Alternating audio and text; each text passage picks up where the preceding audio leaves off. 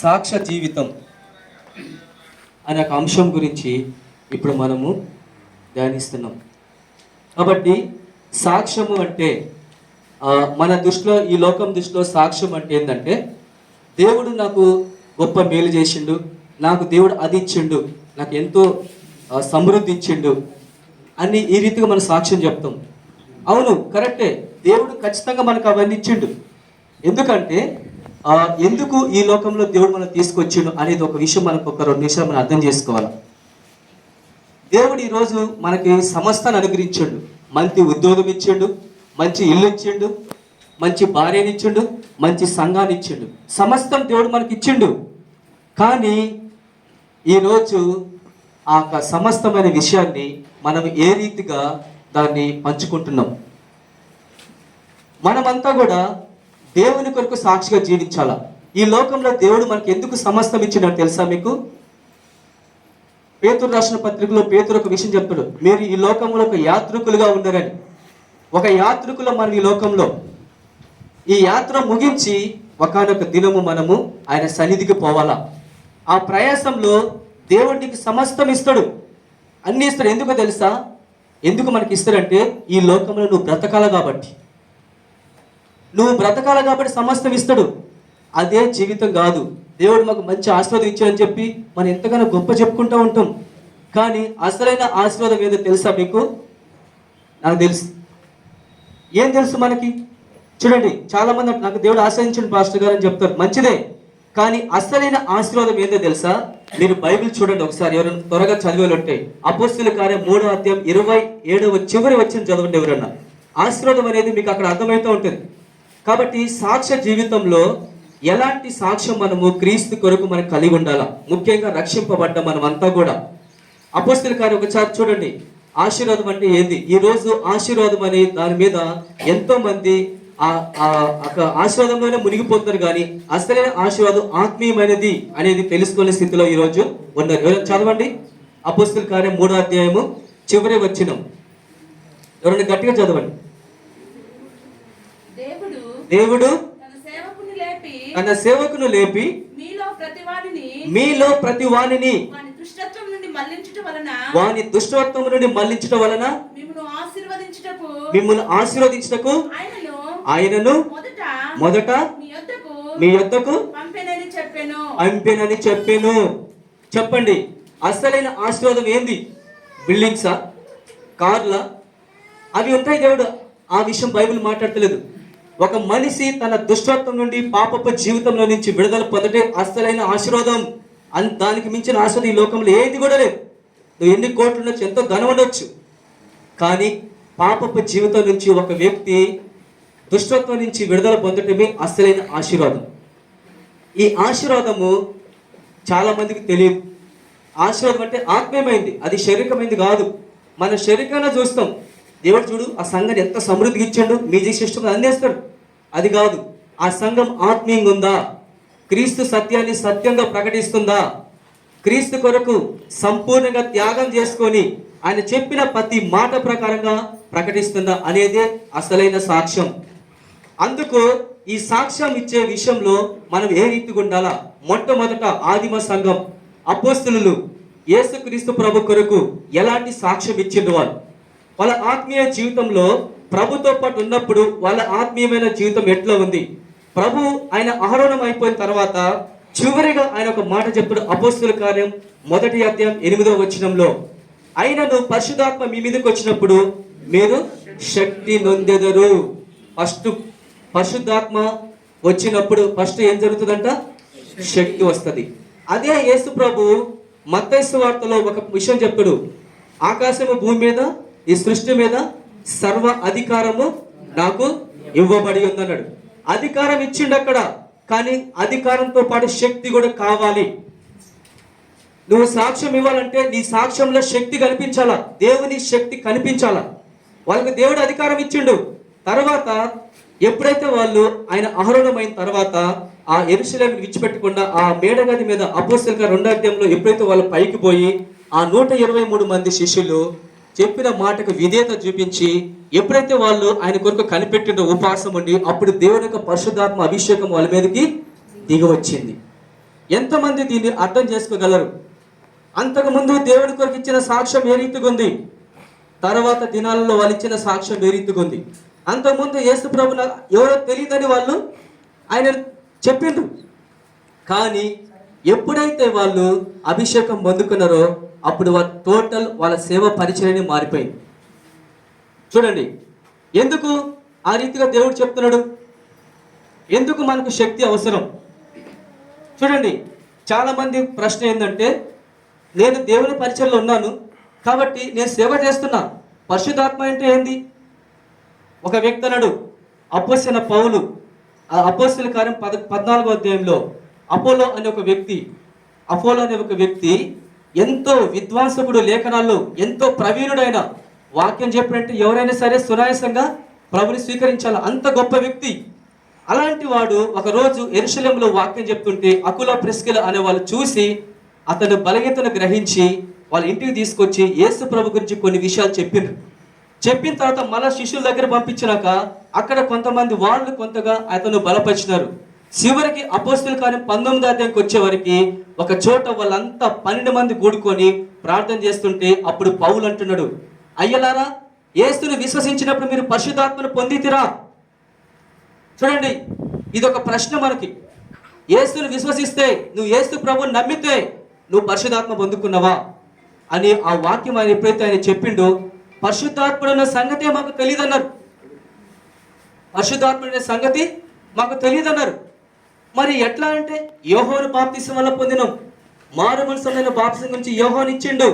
అప్పుడు వాళ్ళు యేసుక్రీస్తు నామములో బాప్తిసం పొందినప్పుడు అప్పుడు పరిశుద్ధాత్మ అభిషేకము పౌలు ఎప్పుడైతే వాళ్ళ మీద చేతులు పెట్టిండో దేవునికి అభిషేకం దిగింది. అక్కడ వాళ్ళు దేవుని భాషలలో మాట్లాడుతూ దేవుని స్తుతిస్తూ అక్కడి నుంచి టోటల్ వాళ్ళ సేవ పరిచయం డిఫరెంట్గా అయిపోయింది.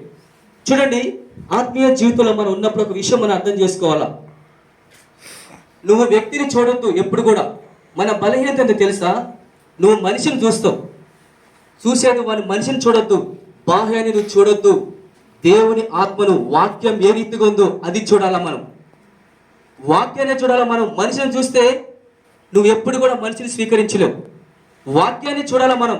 యేసు ప్రభుని మనుషులు అక్కడ ఏం చేశారు? ఈయన మరియ కుమారుడు కాదా, యేసేపు కుమారుడు కాదా, ఈయన సహోదరులు మన మధ్యలో ఉన్నాడా, ఏంది ఈయన చెప్పేది? వాళ్ళు ఆయన దేవుడిగా చూడలేదు, ఒక మనిషిలాగా చూసిండు.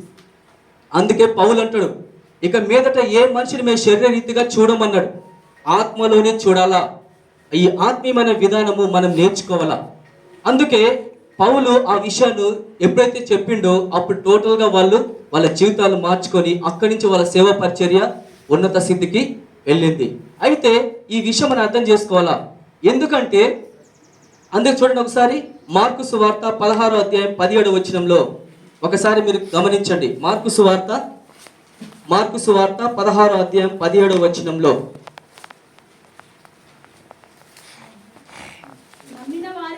నమ్మిన వారి వలన ఈ సూచక క్రియలు జరుగును, ఏమనగా నా నామమున దయ్యములను వెళ్ళగొట్టుదురు, క్రొత్త భాషలు మాట్లాడుదురు, పాములను ఎత్తి పట్టుకుందురు, మరణకరమైనది ఏదైనను తాగినను వారికి హాని చెయ్యదు, రోగుల మీద చేతులుంచినప్పుడు వారు స్వస్థత నొందుదురని వారితో చెప్పాను. కాబట్టి ఈ ఇక్కడ వాక్యంలో మనం ఏం అర్థం చేసుకుంటున్నాం?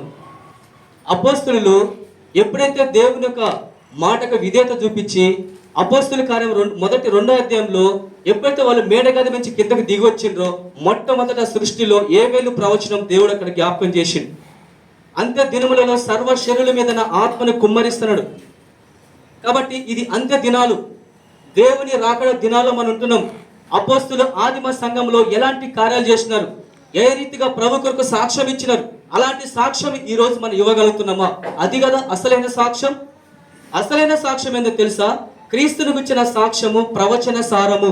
ప్రతి సాక్ష్యము క్రీస్తుని గురించి ఇవ్వాలా. చాలా మంది చెప్పుకుంటారు నాకు ఒక సాక్ష్యం ఉందని. కాబట్టి మనకి ఎలాంటి సాక్ష్యం ఉంది?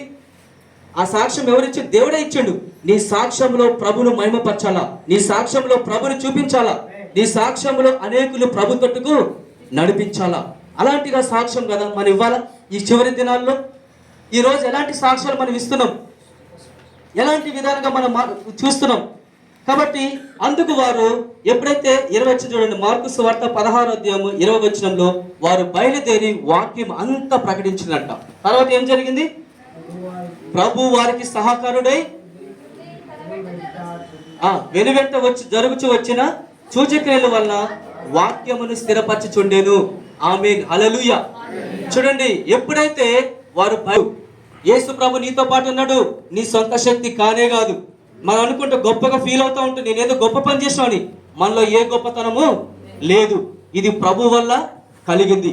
ప్రతి దశలో ప్రభువు మన జీవితాలలో ఉన్నాడు, మన సేవ పరిచయలో ఉన్నాడు, మన ఆత్మీయ జీవితంలో ఉన్నాడు. ప్రతి దశలో ఇది మన జ్ఞాపకం చేసుకోవాలా.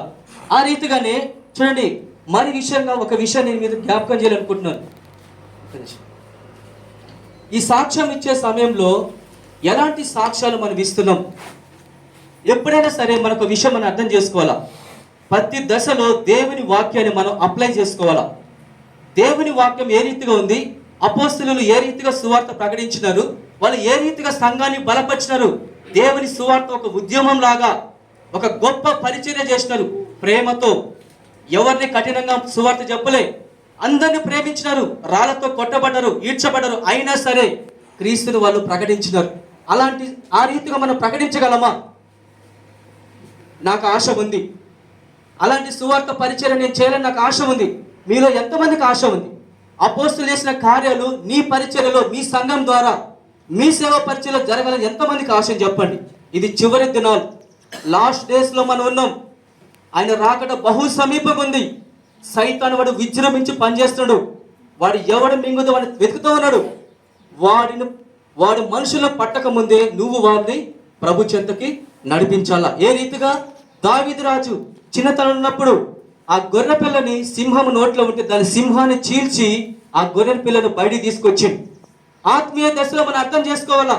ఈ రోజు దేవుని బిడ్డలు సైతాను నోట్లో ఉన్నారు, వాడి కబంధ హస్తాల కింద ఉన్నారు.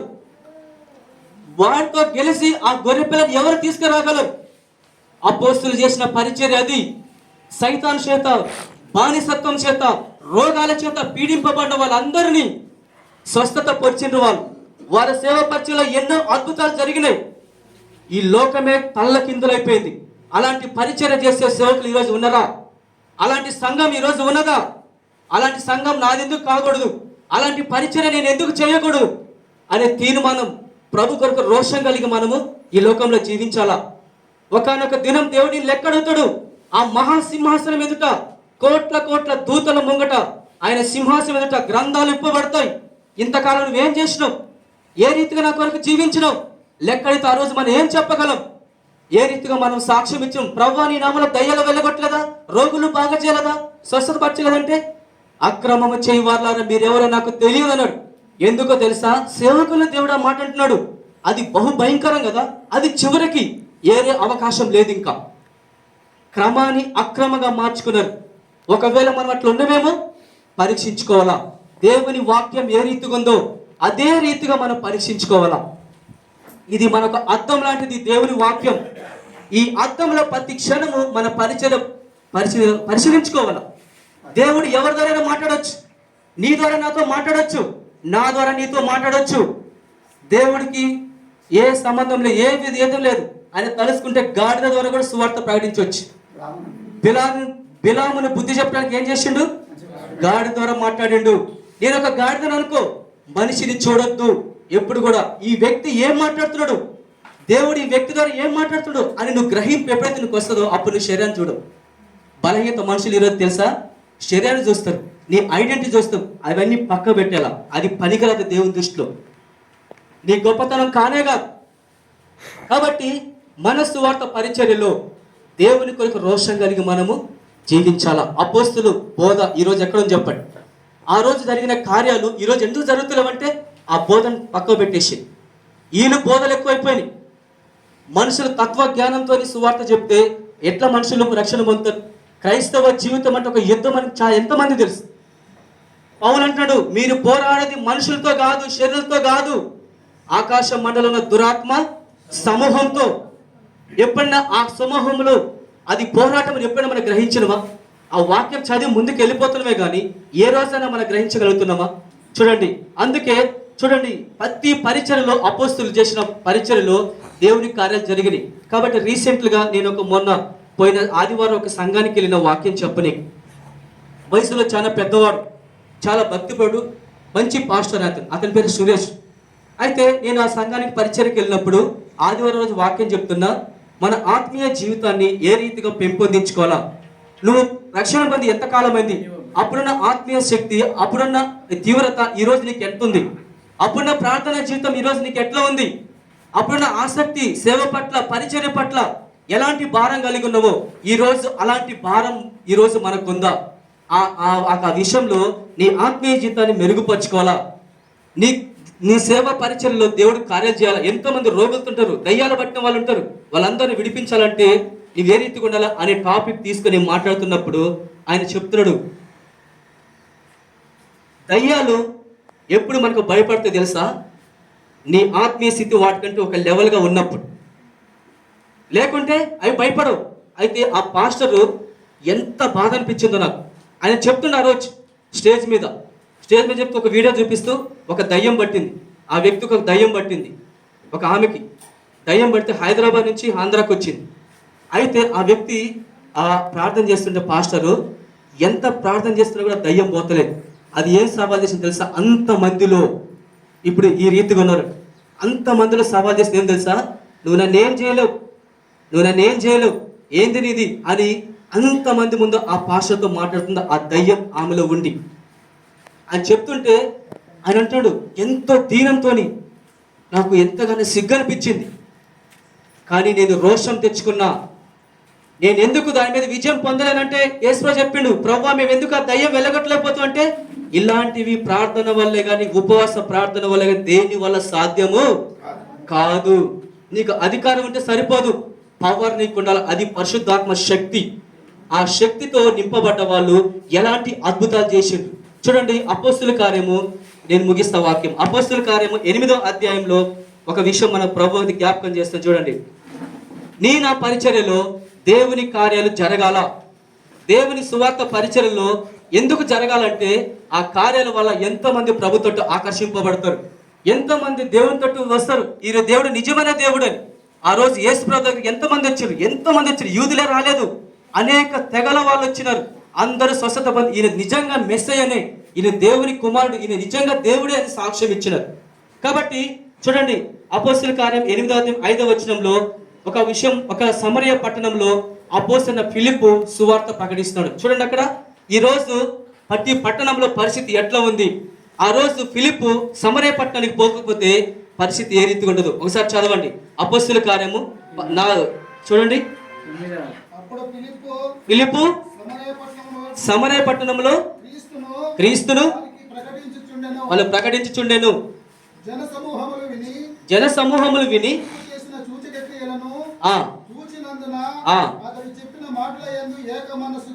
ఏక మనసుతో లక్ష్యముంచగా అనేకులను అపవిత్రాత్మలు పెద్ద కేకలు వేసి వారిని వదిలిపోయేను. పక్షవాయు గలవారును అనేకులు స్వస్థత పొంది ఆ పట్టణంలో మిగులు సంతోషము. మరి అంతమంది ఎట్లుంది? ఆ పట్టణం దుఃఖంలో ఉంది, సైతాను బానిసత్తులో ఉంది, అపవిత్రమైన ఆత్మలు, దయ్యముల ఆత్మలు మనుషుల్లో ఉన్నాయి. ఎప్పుడైతే ఫిలిప్పు ఆ సమరయ పట్టణంలో సువార్త ప్రకటించిండో, ఆయన వాక్యం చెప్తున్నా దయ్యాలు మనుషులు విడిచిపెట్టి వెళ్ళిపోయినాయి. ఇలాంటి పరిచర్య నేను ఎందుకు చేయకూడదు? ఎప్పుడైతే ఇలాంటి పరిచర్య నువ్వు చేయాలంటే దేవుని యొక్క పరిశుద్ధాత్మ అభిషేకం నీకు కావాలా. ఎట్లా కావాలన్నప్పుడు ఎప్పుడైతే వాళ్ళు 2వ అధ్యాయం అపోస్తుల కార్యం స్టార్ట్ అయిందో అక్కడి నుంచి టోటల్గా వాళ్ళ మినిస్ట్రీ మారిపోయింది. కాబట్టి చాలా మంది ఈ విషయం మనం అర్థం చేసుకోవాలా. ఎందుకంటే స్వస్థత పొంది అనేకులు ప్రభు చెంత చేర్చబడ్డారు, ఎంతో మంది విశ్వాసం ఉంచినారు. కాబట్టి కొంతమంది స్వస్థత పొందితేనే విశ్వాసం పెడతారు. చూడండి, కాబట్టి అలాంటి కార్యాలు, అలాంటి సాక్ష్యం ఇస్తూ క్రీస్తును ప్రకటిస్తున్నప్పుడు ఎన్నో అద్భుతాలు జరిగినాయి. నా పరిచర్యలో ఒట్టి సువార్త ప్రకటిస్తే కాదు, ఈ పరిచర్య ఈ చివరి అంత్య దినాలలో మన సంఘాలన్నీ చేయాలా. మీ సంఘాలు, మా సంఘాలు అందరూ చెయ్యాలా అనేది దేవుని యొక్క ప్రణాళిక. ఆ దుష్టాత్మలు సమూహాలు దిగి కిందకు వచ్చేసినాయి, మనుషుల్లో పట్టి పీడిస్తున్నాయి. వాటి నుంచి నువ్వు విడుదల పొందాలంటే, విడుదల చేయాలంటే నువ్వెంత శక్తిగా ఉండాలా. అందుకే పౌలు అంటాడు చూడండి. కాబట్టి ఆ రీతిగానే దేవుని సేవలో మనం అనేకులు నడిపించాలా, మన సాక్ష్యాన్ని ఆ రీతిగా మనం కొనసాగించుకోవాలా. మరి విశేషంగా నీ సాక్ష్య జీవితంలో నీ పరుగు ఎప్పుడు వెనక తీయొద్దు. ఇలాంటి పరిచర్య, ఇలాంటి బోధ, అపోస్తుల బోధ ఏ రీతిగా ఉంది సంఘంలో, ఆ సంఘాలు ఎట్లా అభివృద్ధి పొందిరి, ఇంటింట రొట్టె విరిచినారు, అనేకులు విశ్వాసులుగా చేర్చినారు, శిష్యుల మనసు దృఢపరిచారు. ఎవరైనా శ్రమల గుండా పోతుంటే ఈ శ్రమలు పొంది దేవుని రాజ్యంలో వాళ్ళు ప్రవేశించాలని వాళ్ళ హృదయాలను, వాళ్ళ మనసులు దృఢపరిచారు, బలపరిచినారు. అంత కఠినమైన శ్రమలు మొదటి ఆదిమ సంఘంలో జరిగిన. ఈరోజు అలాంటి శ్రమలు లేవా? ఈరోజు అలాంటి శ్రమలు లేవా?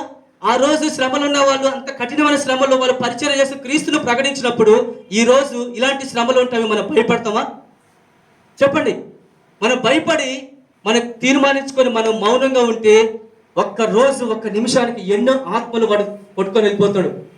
దుష్టుడు దుష్టత్వం చేస్తున్నప్పుడు నువ్వు పోయి వాడికి చెప్పకపోతే వాడు చనిపోతే నేను దేవుడు నిన్ను ఉత్తరవాదిగా పెడతాను. ఎంతమంది చనిపోతున్నారు ఈ లోకంలో మన సువార్త ప్రకటించకపోవటం వల్ల. మిమ్మల్ని ప్రేమించి వారిని ప్రేమిస్తే మీ ప్రేమ ఏ పాటిది? శాస్త్రులు పరిచయలు అట్లనే ప్రేమిస్తున్నారు. శాస్త్రుల నీతి కంటే, పరిచయ నీతి కంటే నీ నీతి అధికం కావాలా. చూడండి, మన నీతి, వాళ్ళ నీతి స్వనీతి, వాళ్ళు వాళ్ళు వాళ్ళు అక్కడే. కానీ ఎవరన్నా కానీ ఎంతోమంది నశించిపోతున్న ఆత్మలు ఉన్నాయి. ఎన్నో ప్రాంతాలు, ఎన్నో గ్రామాల్లో, ఎంతో కొండ ప్రాంతాలు ఎంతోమంది సువార్త లేక, ప్రకటించేవారు లేక ఏ రీతిగా నశించిపోతున్నారో ఎవరన్నా అది మనం గ్రహించగలుగుతున్నామా? చెప్పిన వాళ్ళకి మనం చెప్తున్నాం, దున్నిన భూమినే దుమ్ముతున్నాం, ఏసుల కాడ విత్తనం వేస్తున్నాం. బీడు భూములు, దున్నని బీడు భూములు ఎన్నో ఈ లోకంలో, ఎన్నో స్థలాల్లో సువార్త లేదు. అలాంటి సువార్త ప్రకటించాలంటే ఏ రీతిగా మనం సిద్ధపడి ముందుకు పోవాలా? ఎంతకాలం మన విత్తనాలు వేస్తాం? వినిన కాడనే, కానీ బీడు భూములు దున్నాలా. ఉంది వాక్యం, మీరు ఎన్నడనే దున్నని బీడు భూములు దున్నాలా. ఎక్కడైతే బీడు భూములు బట్టి సదును చేయాలా, అది ప్రయాసంతో పడింది, బహు కష్టంతో కూడింది. కానీ ఏ కష్టం కాదు. యేసుప్రభుడు నా భారము తేలికైనది, నా కాడి సులువైనది, నా ఎద్దకొచ్చి నేర్చుకొని నా కాడి మొమ్మన్నాడు. యేసు ప్రభు పాదాల దగ్గర కూర్చొని, ప్రభు నేను ఏ రీతిగా పోవాలని నేర్చుకుంటే నీకు అది సులువే. నీ అంతటా నువ్వు చేస్తే నీకు భారమే. నువ్వు క్రీస్తును ధరించుకుని ఉంటే అది సులువుగానే ఉంటుంది. కాబట్టి మన కుటుంబాల్లో కూడా దేవుని సేవలో మనం నడిపించాలా. కాబట్టి ఆ రీతిగా నడిపించకపోతే వాళ్ళు తప్పిపోయే మార్గం ఉంటుంది, మన సాక్ష్యం పోయే అవకాశం ఉంటుంది. కాబట్టి మన కుటుంబాల్లో కూడా దేవుని సన్నిధిలో మనము ఎదిగింపజేయాలా. అయితే వ్యక్తిగతంగా, కాబట్టి నేను ఏ రీతిగా ప్రభుని వ్యక్తిగత సాక్ష్యం నేను చెప్పదలుచుకోలేదు. ఎందుకంటే నేను రక్షింపబడ్డాను, ప్రభుని తెలుసుకున్నా. ఒకప్పుడు నా ఆత్మీయ జీవితము నామకార్థమైన జీవితం. ఆదివారం చర్చికి పోవాలా, వాక్యం వినాలా, సోమవారం నుంచి యథావిధిగా జీవించాలా. నా జీవితాన్ని ఎప్పుడు కూడా ప్రభువులో కట్టుకోలేదు. నా ఆత్మీయ జీవితాన్ని ఎప్పుడు కూడా నేను క్రీస్తుకు మాదిరిగా దేవుని వాక్యం ప్రకారం నేను పోలే. అద్దం దగ్గర నేను పోలే. నేను బాగానే ఉన్నా, నేను చర్చికి పోతున్నా, సేవకులతో పాటు సేవ చేస్తున్నా. కానీ ఒకరోజు ఒక వాక్యం నా జీవితాన్ని మార్చింది. ఏ రీతిగా అన్నప్పుడు మనం అర్థం చేసుకోవాలా. చూడండి, ఏ రీతిగా అన్నప్పుడు ఆత్మీయ జీవితంలో మనం కొనసాగుతున్నప్పుడు మన ఆత్మీయ స్థితిలో కొనసాగించుకోవాలా. కాబట్టి ఆమోసు గ్రంథం 7వ అధ్యాయంలో యేసు ప్రభు ఒక వాక్యం ద్వారా దేవుడు నాతో మాట్లాడాడు. ఆమోసు గ్రంథం 7వ అధ్యాయం 7వ వచనంలో దేవుడు మట్టపు గుండు చేత పట్టుకొని గుండు పెట్టి ఒక గోడ మీద నిలబడి ఆ గోడకు దేవుడు కొలత వేస్తున్నాడు. మట్టపు గుండు దేవుని వాక్యానికి సాదృశ్యం, గోడ నీకు నాకు సాదృశ్యం. ఆయన శిరస్సులాగా పైనుండి నీ మీద మట్టపు గుండు తీస్తాడు. ఈ రోజు నీ జీవితం, మన జీవితాలు చక్కగున్నాయా, మన పరిచర్య విధానం చక్కగుందా అనేది ఆ వాక్యం అనే మట్టపు గుండుతో మనం కొలత వేసుకోవాలా. కొలత వేసుకోకపోతే ఏమైతే తెలుసా, నేను మంచిగా అనుకుంటావు, అది వంకర తిరిగితే ఒకనొక దినము నీ పరిస్థితి చాలా భయంకరంగా ఉంటుంది. నేను ఎన్నో గోడలు కడతా, నేను మేస్త్రి పని చేస్తా, ఈ ఇల్లులు కట్టి కన్స్ట్రక్షన్ నాది, ఈ గోడలు కడుతున్నా ఎన్నోసారు. కానీ నా జీవితం అనే గోడని ఎప్పుడు కూడా, ఎన్నో గోడలతో నేను మట్టపు గుండేసి గోడలు కట్టినా, కానీ ఏ రోజు కూడా నా గోడని, నా జీవితం అనే గోడని నేను కట్టుకోలే. నా స్వార్థంగా కట్టుకున్నా, నా స్వనీతి మీద, నా స్వబుద్ధి మీద నేను కట్టుకున్నా. దేవుని వాక్యం ప్రకారం ఎప్పుడు నేను కట్టుకోలే. ఎప్పుడైతే ఆ వాక్యం ద్వారా దేవునితో మాట్లాడిండో అప్పుడు నా జీవితాన్ని మార్చుకొని ఈ రోజు కూడా నేను కట్టుకుంటూనే ఉన్నా. నేను చెప్పను, సంపూర్ణ ఒకటికి నేను సాగిపోతున్నా క్రీస్తులో. ఆయన వచ్చినప్పుడే మన సంపూర్ణ స్థితికి ఎదుగుతాం. దినదినం నా ఆత్మీయ జీవితాన్ని మెరుగుపరుచుకుంటున్నా దేవుని వాక్యం ద్వారా. కాబట్టి మన పరిచర్యలో మన ప్రతి దశలో మనం కొలత వేసుకోవాలా. దేవుని వాక్యం మీద కొలత మనం వేసుకోవాలా. ఆ కొలనూలుతో మనం కొలుసుకోవాలా మన ఆత్మీయ జీవితాన్ని, మన సేవా పరిచర్యని, ప్రతిదీ. కాబట్టి మన విశ్వాసాన్ని మనం కాపాడుకోవాలా. చివరగా వ్యక్తిగత సాక్ష్యం. దేవుడు నా జీవితంలో, దేవుడు ఎన్నో కష్టాలు, ఎన్నో సమస్యలు ఉన్నాయి. సేవా పరిచర్యలో ఎప్పుడైతే నేను ఆరంభించినానో అప్పటి నుంచి భయంకరమైన సమస్యలు, పిల్లల జీవితాల్లో, కుటుంబ జీవితంలో అది చిన్న భిన్నమైపోయింది. కానీ అలాంటి స్థితిలో కూడా విశ్వాసంలో ప్రభు కొరకు నిలబడి ఆయన సేవా పరిచయం నేను ఈ రోజు కూడా కొనసాగుతూనే ఉన్నా. నేను గెలిచితినని నేను ఇంకా ఏదో గొప్ప పని అనుకోలే. నేను క్రీస్తు చేత ఎప్పుడైతే నేను క్రీస్తు చేత పట్టబడ్డానో ఆ బహుమానం కొరకు నేను పరిగెత్తున్నా. నేను ఇంకా పరిగెత్తుతూనే ఉన్నా ఈ రోజు కూడా. మన పరుగు పందెం ఆయన తిరిగి వచ్చినప్పుడే, లేక నీ కాలం ముగించినప్పుడే, అప్పటికి నువ్వు పరిగెత్తునే ఉండాలా. నీ విశ్వాసాన్ని కాపాడుకోవాలా. చివరిగా చూడండి ఎలాంటి పోరాటం. చూడండి ఒకసారి 1 తిమోతికి రాసిన పత్రిక 6వ అధ్యాయం 12వ వచనం. విశ్వాస సంబంధమైన మంచి పోరాటము పోరాడము. విశ్వాస సంబంధమైన పోరాటం. మన పోరాటం అంతా విశ్వాసంతో సంబంధమైంది. విశ్వాసంతోనే పోరాటం స్టార్ట్ అవుతుంది. నమ్మకం, దేవుని మీద విశ్వాసం. విశ్వాసం లేకుండా నువ్వు ఏ పని చేయవు. విశ్వాసంతో నువ్వు సేవలో ముందుకెళ్ళాలా. ఎప్పుడు కూడా అవిశ్వాసంతో సేవకి వెళ్ళొద్దు. నీ నోటి మాట ద్వారా నువ్వు చిక్కబడతావు. కాబట్టి చూడండి, మంచి పోరాటం పోరాడము, నిత్య జీవము చేపట్టుము. దాని ఎదుట నీవు అనేకులకు పిలువబడి అనేకుల సాక్షుల ఎదుట మంచి ఒప్పుకోలు ఒప్పుకుంటివి. కాబట్టి ఈ ఒప్పుకోలు ఏ రోజైతే మనం ఒప్పుకున్నామో అదే ఒప్పుకోలు నీ జీవిత కాలం అంతా నువ్వు చూసుకోవాలా. చివరిగా అపోస్తలుడైన పౌలు గురించి మీకు తెలుసు. చివరికి ఆయన ఏమని తెలుసా? మంచి పోరాటము పోరాడితిని, నా పరుగు కడముట్టించి తిని, చివరిగా విశ్వాసాన్ని కాపాడుకున్నాడు. టోటల్గా పౌలు ఏం చేసాడు? ఆ పందెంలో విజయం పొందిండు. ఈ ప్రయాసంలో ఒక దర్శనం చూసిండు ఆయన. దమస్కు పట్టణంలో ఆయన మెడ మీద కత్తిపడేంత వరకు ఎప్పుడు కూడా వెనక తీయలే. అలాంటి విశ్వాస సహితమైన పోరాటం పోరాడండి ఆయన. పౌలు పోరాడినప్పుడు నువ్వు ఎందుకు పోరాడకూడదు? పౌలు విశ్వాసాన్ని కొట్టడానికి ఎంతో సమస్యలు, శ్రమలు కూడా పోయిండు. విశ్వాసం చెదిరిపోలే. ఆయన తలను పోగొట్టుకున్నాడు కానీ విశ్వాసాన్ని కొట్టలేకపోయిన దుష్టుడు. విశ్వాసమైన జీవితంలో మనం ఉండాలా. మనుష్య కుమారుడు తిరిగి వచ్చినప్పుడు విశ్వాసం ఉంటుందా భూమి మీద? నీకుంటుందా? ఈరోజు నా విశ్వాసం రేపు ఉందా?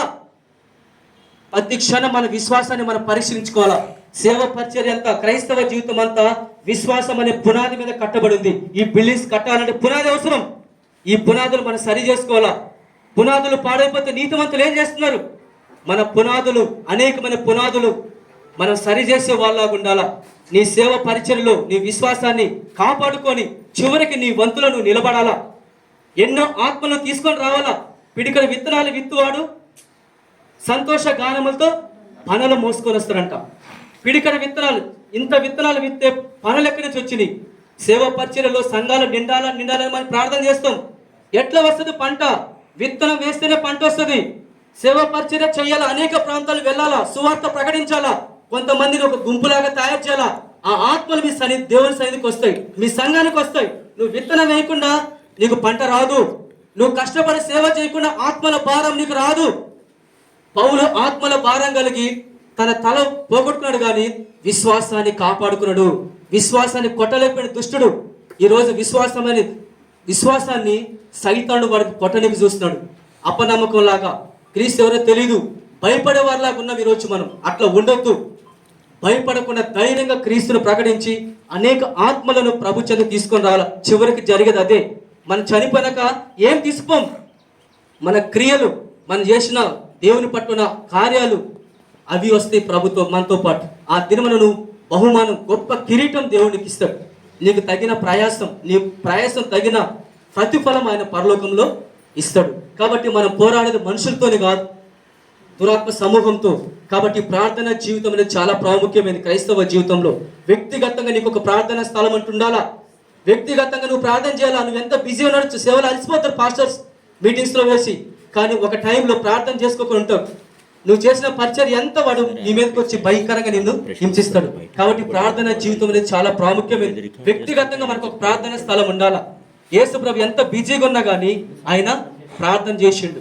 కాబట్టి మనం కూడా ప్రార్థన జీవితం కలిగి క్రీస్తు కొరకు అనేకుల్ని ప్రభు చెంత నడిపించాలా. ప్రభా, నీకు పరిశుద్ధాత్మ అభిషేకం నాకు అనుగ్రహించు అని ప్రతిరోజు దేవుని అడగాల. అడుగుడు మీకు ఇవ్వబడని వాక్యం చెప్తే దేవుడు అడగని ఇస్తాడు, మీకు అది ఇస్తాడని చెప్తాడు.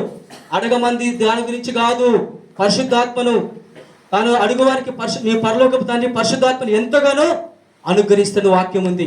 కాబట్టి దేవుని ఆత్మతో మనం నింపబడాలా, రోషం కలిగి పౌరుషం కలిగి ప్రభు కొరకు జీవించాలా. నీ పరిచయలో విశేషమైన అద్భుత కార్యాలు జరగాల అంటే నువ్వు ఇక్కడి నుంచి మన సేవ పరిచయలో మార్పులు జరగాల. అపోస్తులు ఎట్లా చేసి అట్లా ముందుకెళ్ళి ప్రభు యొక్క నామాన్ని మహిమపరుస్తూ అనేకులు ప్రభు చేత నడిపించాలా అని అదే భారంతో మనం ఈరోజు ఒక తీర్మానం చేసుకుందాం. కొంతసేపు అందరూ కళ్ళు మూసుకోండి. ఈరోజు ఒక తీర్మానం మనం చేసుకుందాం. ప్రభువా, నేను ఏ రీతిగా నేను సాక్ష్యం ఇస్తున్నా, ఎలాంటి సాక్ష్యాన్ని నేను నీ కొరకు ఇస్తున్నా, ఏ రీతిగా నేను నీ కొరకు జీవిస్తున్నాను ప్రభువా. ఆదిమ సంఘం పాత నిబంధన కాలం కానీ క్రొత్త నిబంధన కాలం కానీ అపోస్తులు ఏ రీతిగా సేవ పరిచర్య చేసినారు, ఎన్నో అద్భుత కార్యాలు వాళ్ళ సేవలో జరిగినాయి. ఈరోజు మా పరిచయం ఎందుకు జరగలేకపోతున్నాయి ప్రభువా? సువార్త ఎందుకు ఉజ్జీవింప చేయలేకపోతుంది? మా విశ్వాసాన్ని ఎందుకు మేము కాపాడుకోలేకపోతున్నాం? ఒక దశలో నువ్వు ఎంత వాక్యం ప్రకటించినా ఒక దశలో మనము విశ్వాసాన్ని కోల్పోతూ ఉంటాం. సేవకులమే మళ్ళీ విశ్వాసం గురించి మనకు గంభీరంగా చెప్తాం, కానీ మనకు విశ్వాసం ఉండదు. ప్రభువా, ఈరోజు నా విశ్వాసం ఎట్లుంది, నా జీవితం ఎట్లుంది? నీ వాక్యం అనే కొలతతో ఈరోజు కొలకరతో నన్ను కొలువు ప్రభువా. నాలో ఇంకేమైనా బలహీనతలు ఉంటే నన్ను సరిచేయి ప్రభువా. నా జీవితాన్ని మార్చునైనా, నా ఆత్మీయ జీవితాన్ని మార్చు. మొదటి ఉన్నట్టు నేను ఉండొద్దు. ఈరోజు నా ఆత్మీయ జీవితం ఈరోజు ఉన్నత స్థితికి ఎదగాల. ఆ రీతిగా నేను ఎదగాల ప్రభువా. నువ్వే నాకు సహాయం చేయ ప్రభువా. నీ పరిశుద్ధాత్మ నాకు అనుగ్రహించు, పరిశుద్ధాత్మతో నింపు ప్రభువా. నీ పరిచర్యలో ముందుకు వెళ్ళాలా, అనేకులు నా పరిచర్యలో స్వస్థతలు పొందాలా, అనేకులు రక్షణ పొందాలా, అనేకులు చెంత నడిపించాలా ప్రభువా. అలాంటి పరిచర్యలు నన్ను నడిపించు ప్రభువా అనే ప్రార్థన మనకి ఎంతో అవసరం. దేవుని అక్కడ సమీపించింది. ఇంకా మనము సిద్ధపడకపోతే మనకు శక్తికి మించిన ప్రయాణం ఉంది. ఆ ప్రయాణం కొరకు మనం సిద్ధపడాలా. ఒక్క రోజు మనం నిర్లక్ష్యం చేస్తే ఎన్నో ఆత్మలు నశించిపోతాయి. కాబట్టి ఆయన పరిచయలో మనం ముందుకెళ్తూ ఒక తీర్మానం చేసుకుందాం. ప్రభువా, ఈరోజు నేను తీర్మానించుకుంటున్నాను, ఈ వాక్యాన్ని స్వీకరిస్తున్నా, ఈ వాక్యం ప్రకారం నా జీవితాన్ని మార్చమని. ప్రభువా, నీకు ఎంతో వందనాలనైనా ఈ వాక్యాన్ని ప్రతి హృదయంలో నీరు కట్టి ఫలింపచేయండి ప్రభువా. మా హృదయంలో నూరంతలుగా ఆ వాక్యాన్ని ఫలింపజేసి ఈ వాక్యం ప్రకారంగా ఈరోజు మా సేవ మీకు కొనసాగించుకోవాలా. మీకు ఆమోదం మాకు దయచేసి మీరే నడిపించమని యేసు క్రీస్తు పరిశుద్ధ నామమున ప్రార్థించుచున్నాం తండ్రి. ఆమేన్.